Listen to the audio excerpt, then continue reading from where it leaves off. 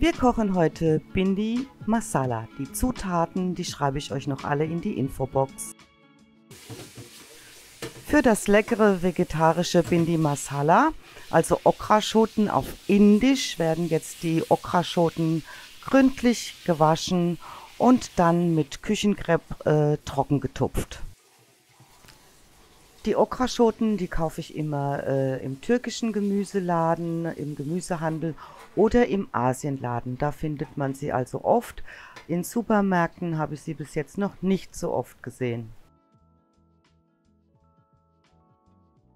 Eine Besonderheit gibt es bei diesen Okraschoten, und zwar sondern sie beim Kochen so einen Schleim ab. Also das ist bei Suppen, ist es sogar gewünscht. Ich mag das überhaupt nicht, aber wenn man sie so zubereitet, wie ich das jetzt mache, wenn sie im Wok oder in der Pfanne schön scharf angebraten werden, dann passiert es nicht. Sie bleiben schön knackig und bissfest. Okraschoten schmecken so ein bisschen nach grünen Bohnen und ganz leicht säuerlich. Also richtig, richtig lecker. Wir haben die Okraschoten, vor vielen Jahren haben wir die in Sri Lanka kennengelernt und dort nannte man sie Ladyfingers. Und zwar soll ja die Form an die Finger an einer schlanken Frauenhand erinnern. Naja, also ich weiß ja jetzt nicht, ob das so ein Kompliment ist. Sagt mal, wie ihr das findet. Ihr könnt es mir ja gerne mal in die Kommentare schreiben. Das sind nochmal alle Zutaten. Ich schreibe es euch aber alles nochmal in die Beschreibung. Kurkuma hätte ich fast vergessen. Die Chilischoten nehmt ihr nach eurer Wahl. Es gibt die kleineren, die sind schärfer, oder die etwas größeren, die sind etwas milder. Ja, die schneide ich jetzt der Länge nach auf und entferne dann die Kerne. Das geht am besten mit einem schärferen Messer.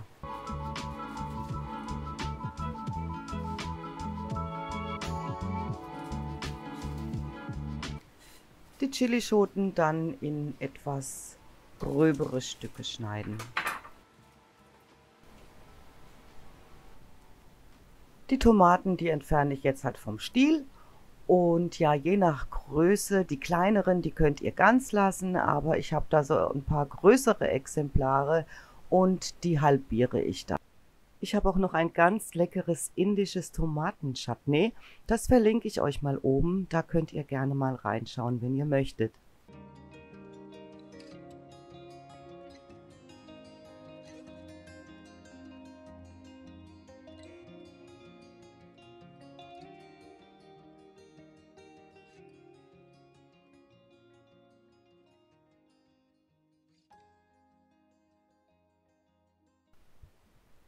Jetzt kommen die Okraschoten dran und da entferne ich mit dem Messer den Stiel und unten die Spitze, aber nur ein ganz klein wenig. Ja, ich weiß nicht, ob man es sieht, im Inneren der Schote, da sitzen die Samen und die sind von einer Schleimhülle bedeckt. Und ja, bei denen ist es dann halt so, wenn man sie dann halt kocht, dann sondern sie, wie gesagt, diesen Schleim ab. Wie gesagt, bei Suppen und so weiter, da mag man das. Also ich mag es halt dann überhaupt nicht, wenn das dann so klitschig ist. Deswegen, wenn sie knackig bleiben sollen, immer schön scharf anbraten. Ja, jetzt habe ich es mir etwas einfacher gemacht. Bevor ich jetzt jede einzelne Schote jetzt da bearbeite, habe ich sie mir einfach jetzt mal nebeneinander gelegt. Und ja, ich glaube, da komme ich schneller voran.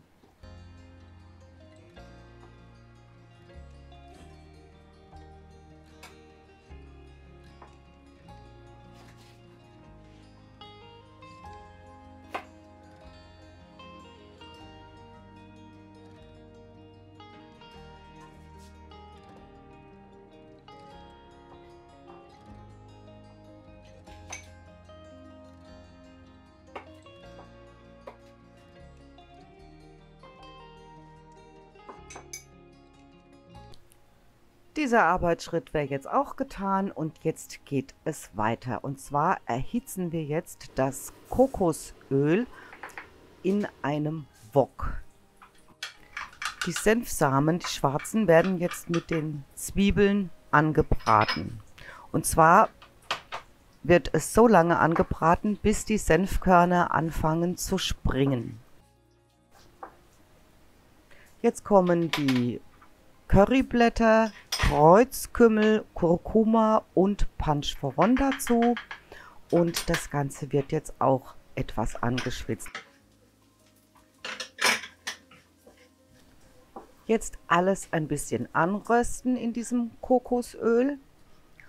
Dann kommen die Knoblauchwürfel, die Okraschoten, die Cocktailtomaten und die Chilis dazu. Und das Ganze wird in etwa ja so 5 Minuten angebraten. Und das riecht so lecker. Schade, dass es kein Geruchsvideo gibt. Naja, bei manchen Sachen ist es vielleicht auch besser so, aber in dem Falle wäre es wirklich toll. Wenn euch mein Video gefällt, dann hinterlasst doch mir ein Abo, das freut mich und ist für euch ganz kostenlos. Und ja, ich freue mich natürlich riesig über jeden von euch. Vielen Dank im Voraus.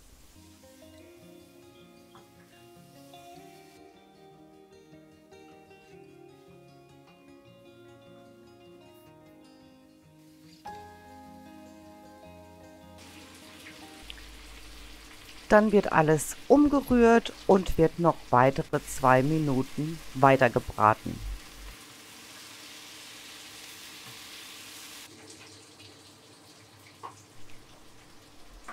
Dann gebt ihr das Wasser, das sind 60 Milliliter, das gebt ihr dann nach und nach dazu und immer schön dabei umrühren.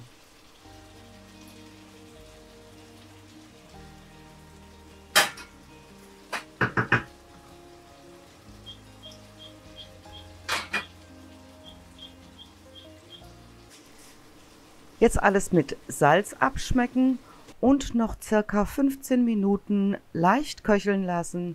Ja, und dann servieren. Also ich nehme da immer ganz gerne Basmati-Reis dazu, wenn ich es ganz vegetarisch oder eben auch vegan haben möchte. Dann reicht mir eigentlich immer Reis. Möchte ich doch mal etwas Fleisch dabei haben, ja, dann brate ich es separat an. Meistens nehme ich dann Hühnchen, gebe es dann dazu oder serviere es dann halt auf dem Teller nebendran. Das Bhindi Masala ist fertig. Ich serviere Basmati-Reis dazu, schön körnig und locker. Und fertig ist das vegetarische, vegane Bhindi Masala, Okraschoten auf Indisch. Ich bedanke mich ganz herzlich fürs Zuschauen, freue mich, dass ihr dabei wart und sage bis zum nächsten Mal. Tschüss!